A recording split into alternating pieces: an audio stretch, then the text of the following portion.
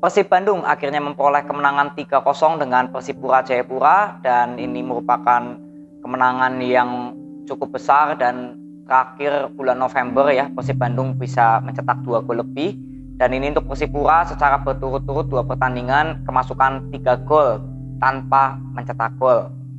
Jadi saya ingin mereview aja sesuai dari pendapat saya apa yang saya dapatkan dari pertandingan tadi, dan karena ini saya membahasnya cukup panjang ya, jadi saya akan bagi 2 sesi. Saya akan membahas dari Persib Bandung dulu, setelah itu Persipura Jayapura. Jadi Persib Bandung, satu hal yang saya apresiasi dari Robert Rene, sangat luar biasanya Robert Rene adalah memainkan formasi 4-2-3-1. Ini adalah formasi yang saya nanti-nantikan dari kemarin ya, karena dari kemarin ini Bruno dengan DDS selalu dijadikan 2 striker ya, Persib selalu memainkan 2 striker. Dan di pertandingan kali ini pengambilan keputusan dari Robert Rene memainkan 4-2-3-1 saya sangat apresiasi, meninggalkan ego atau idealis dari seorang Robert Rene. Itu sangat luar biasa, saya sangat apresiasi. Jadi di pertandingan kali ini, dan kalian sebagai boboto atau Viking yang nonton pertandingan ini, kalian juga bisa menjadi saksi bahwa bagaimana permainan Persib Bandung dengan memakai formasi 4-2-3-1, di mana semua lini secara bertahan, secara membangun serangan, semua lini bekerja dengan baik. Sangat terlihat kontribusi semua pemain tanpa terkecuali. Di sini yang cukup saya suka ketika pemain yang saya inginkan bermain itu ditampilkan semua. Yang pertama Fred Butuan di sebelah kiri, lalu di tengah Beckham Putra, dan di kanan Feby Haryadi. Ini 3 pemain yang selalu saya nantikan untuk bermain bersama. Kalian bisa cek di video-video saya mengenai Persib Bandung. Saya menantikan 3 pemain ini bermain bersama, ya. Dan di depan ada Bruno Silva, dan di tengah ada Klok dan juga Dedi. Dan kalian lihat bahwa tanpa adanya Rashid, tanpa adanya Ezra Walian yang bermain, dengan menampilkan permainan seperti Beckham di tengah, lalu Fred, lalu ada Feby Haryadi dan juga DDS, pemain dari sayap bahkan Beckham Putra sebagai pemain tengah yang cenderung menyerang, sangat terlihat interceptnya, sangat percaya diri, sangat luar biasa saat membangun serangan. Skill individunya dipakai. Jadi ini yang saya lihat bahwa kepercayaan diri pemain sayap dari Persib Bandung atau pemain seperti Beckham Putra, Fred Butuan, dan Feby Haryadi, ketika Persib Bandung hanya memakai 1 striker atau target man, itu pemain sayapnya ini lebih banyak memiliki ruang untuk dimanfaatkan, entah melakukan intercept, entah memainkan bola possession di depan, atau memberikan passing kepada DTS sebagai target man. Itu sangat terlihat jelas, semuanya pemain sayapnya terlihat baik dari sisi kiri dan kanan. Jadi cara membangun serangannya Persib Bandung, kalau misalkan terus memakai formasi seperti ini atau permainan yang seperti ini dari Persib Bandung, untuk menjaga chance juara Liga Indonesia sangat terbuka lebar.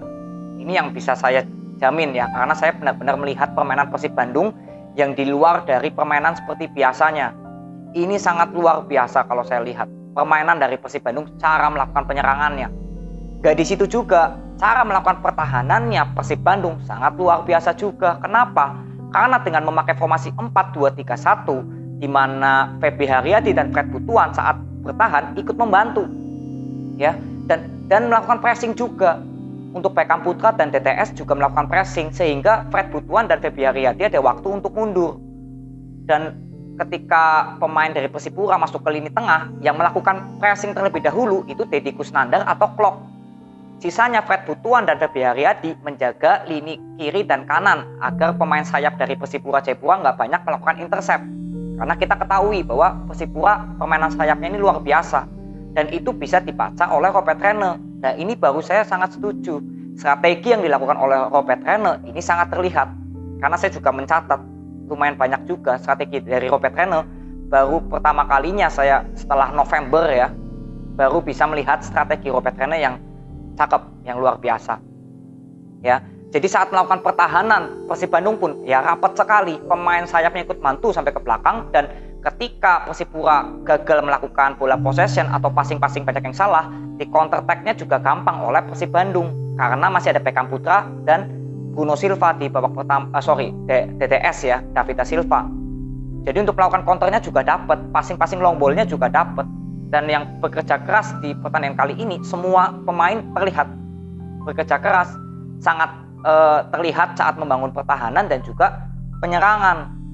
Ya, jadi saya pengen lihat Persib Bandung yang memakai formasi 4-2-3-1 karena ini terlihat permainan dari Persib Bandung di luar dari hasil kemenangan ini sangat bisa dinikmati.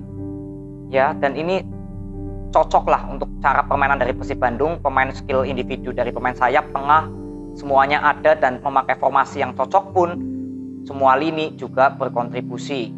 Ya, jadi 3 gol yang tercipta itu juga luar biasa. Clock dari free kick ya, nggak perlu saya komentari karena itu bola mati. Tapi proses gol dari Beckham Putra yang mencetak 2 gol ini cukup luar biasa juga ya. Ini tanpa pengawalan, Beckham Putra ini sosok sejatinya gelandang serang ya, fungsinya seperti ini.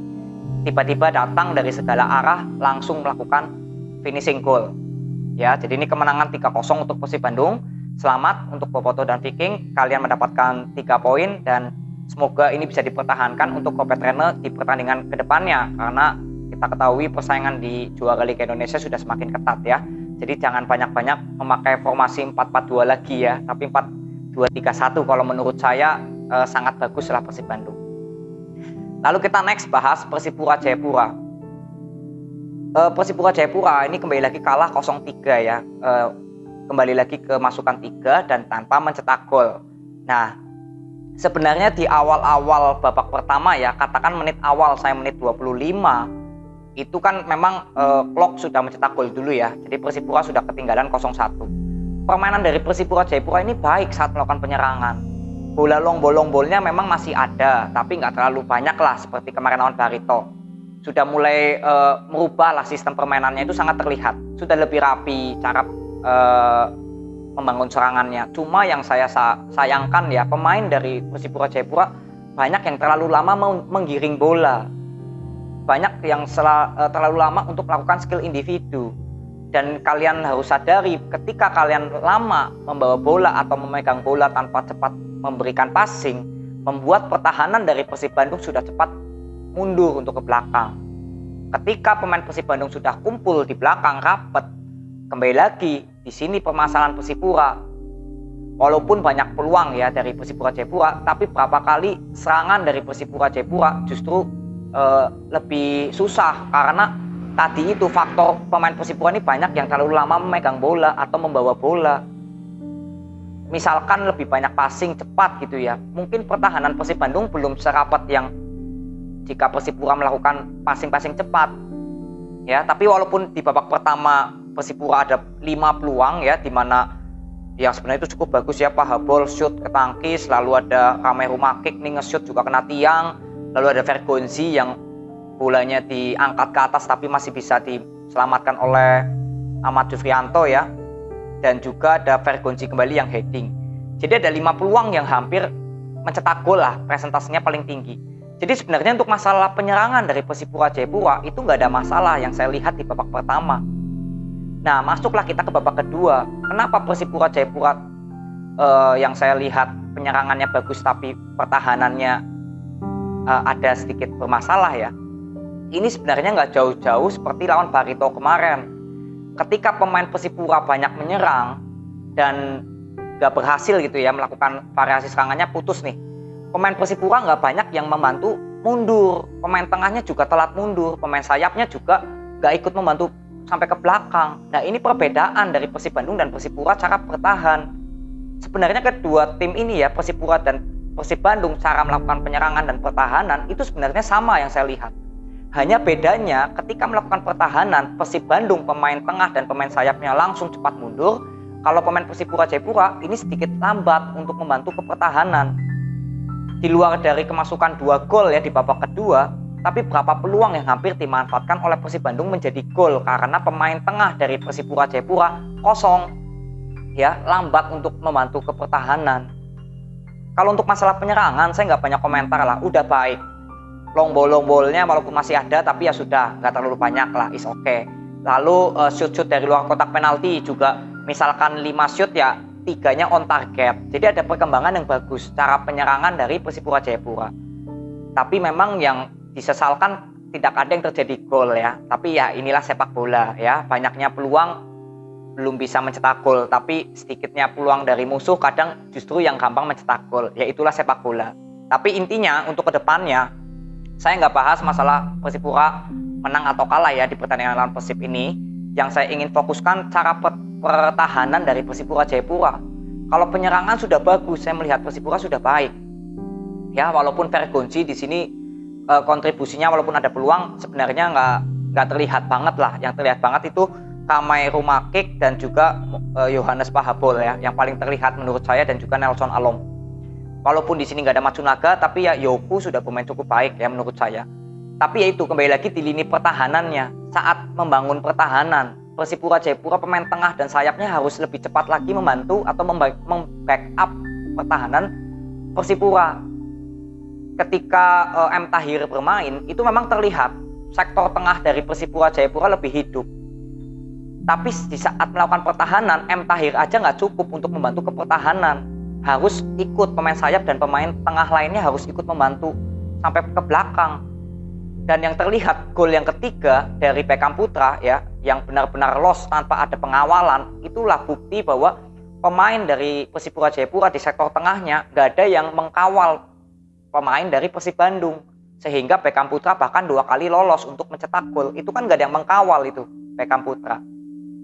Ya, jadi untuk kedepannya, untuk Persipura Jayapura saat membangun serangan sudah baik, sudah oke, tapi juga saat membantu pertahanan lebih cepat lagi untuk langsung menutupi ruang ya, atau mungkin ingin melakukan pressing juga nggak masalah, tapi pressingnya di sini berapa kali gagal karena Persib Bandung bermainnya juga cepat tiktoknya. Nah ini kenapa penyerangan Persib Bandung lebih terlihat, karena tiktoknya lebih cepat Persib Bandung dan pemain tengahnya berdekatan. Nah ini perbedaannya juga sama Persipura Jayapura. Banyak terlalu lama membawa bola, mendribbling bola terlalu lama, passingnya lama. Jadi pemain Persipura Jayapura sudah tertutup gitu loh.